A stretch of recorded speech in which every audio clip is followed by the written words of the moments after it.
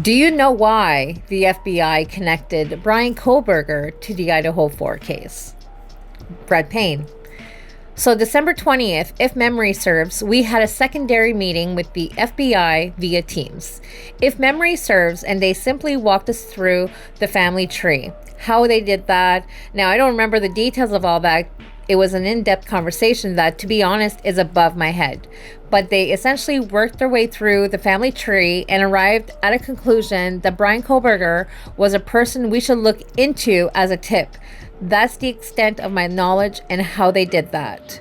Ann Taylor, how was Brian Koberger the name you received as a tip linked to the case?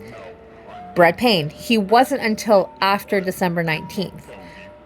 And what item of evidence did they link Brian Koberger to?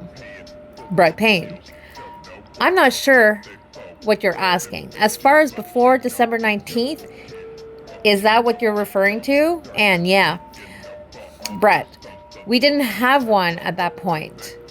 So, Brett, and Taylor, why did you become interested in learning the identity of Brian Koberger? Brett Payne, not quite sure I understand your question.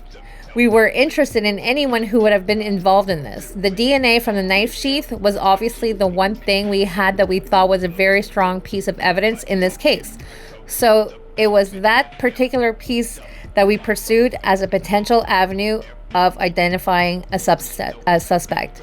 So it wasn't the car. It was, based on what they're saying here, the touch DNA on the knife sheath.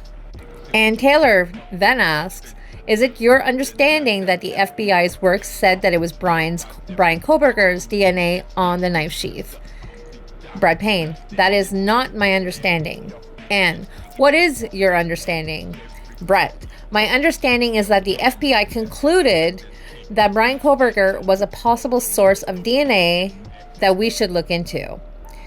They did not, to my knowledge, at any point say Brian Koberger's DNA is on the knife sheath.